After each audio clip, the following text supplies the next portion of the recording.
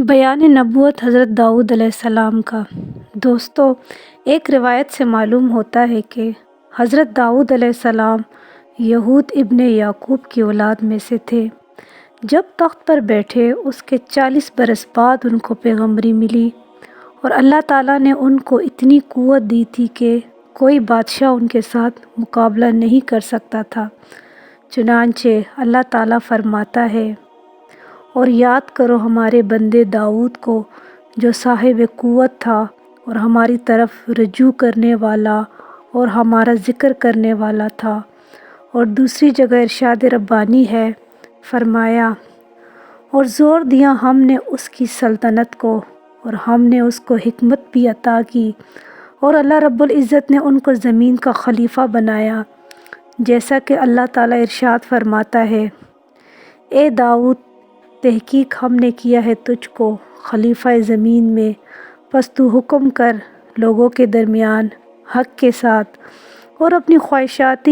نفسانی کی پیروی مت کر، اگر تم نے ایسا کیا تو یقیناً تجھ کو گمراہ کر دے گی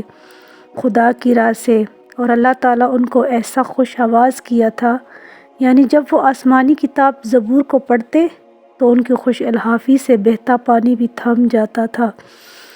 ایک روایت میں یہ بھی بیان کیا گیا ہے کہ وہ آسمانی کتاب زبور کو بہتر طرح سے پڑھ سکتے تھے، اور ایک روایت سے یہ بھی معلوم ہوتا ہے کہ زمین کے چرند پرند جانور ہوا پر اور زمین پر کھڑے ہو کر سنتے تھے اور پھر سن کر بے ہوش ہو جاتے تھے، اور درختوں کی پتیاں بھی زرد ہو جاتی تھیں اور پتھر موم کی مانند ہو جاتے تھے، اور بڑے بڑے پہاڑ جنبش میں آ جاتے تھے، اور سب کے سب حضرت داؤد علیہ السلام کے ساتھ تسبیح پڑھا کرتے تھے، جیسا کہ اللہ تعالیٰ فرماتے، اے پہاڑ والے جانور، درجوں سے پڑھو اور تسبیح کرو، اور اس کے ساتھ کتاب زبور کو بھی پڑھا کرو،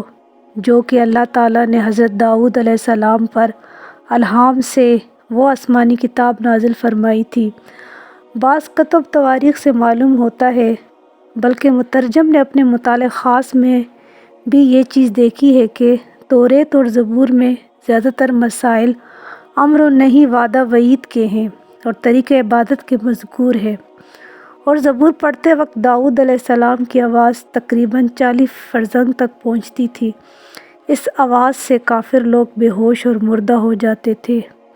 یہ حقیقت ان کی نبوت کا ایک معجزہ تھا، اور دوسرا معجزہ بھی تھا۔ ویورز، دوسرا معجزہ یہ تھا کہ خدا نے ان کی انگلیوں میں ایسی تاپ اور گرمی دی تھی کہ ان کے چھوتے ہی لوہا پگھل کر نرم ہو جاتا تھا، جیسا کہ اللہ تعالیٰ فرماتا ہے، ترجمہ، اور نرم کیا ہم نے داؤد کے واسطے لوہا، یعنی ان کے ہاتھ میں آتے ہی مثل موم کے نرم ہو جاتا تھا، اور بغیر کسی آلہ اور ہتھیار بے آتش کے ہاتھ سے کڑیاں موڑ کر ذرہ بناتے اور لوگوں کو فروخت کرتے، اور دیگر لوگ آگ میں تپا کر کڑیاں بناتے تھے۔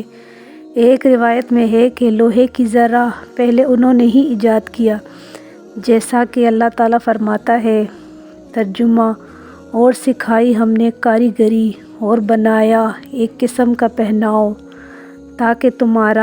تاکہ بچائے تم کو لڑائی سے، اور ایک ذرہ اس وقت 400 درہم میں فروخت ہوتی تھی، اور ان کا یہ معمول تھا کہ وہ 200 درہم درویشوں محتاجوں کو دیتے تھے اور 100 درہم اپنی اقارب کو دیتے، اور صرف 100 درہم اپنی عبادت کے لیے اپنی غذا میں صرف کرتے، اور اپنی جملہ اوقات کو بھی 3 طرح تقسیم کیا تھا۔ وہ طریقہ عمل یہ تھا کہ چند روز عبادت الہی میں مصروف رہتے، چند روز لوگوں کو انصاف کرتے تھے،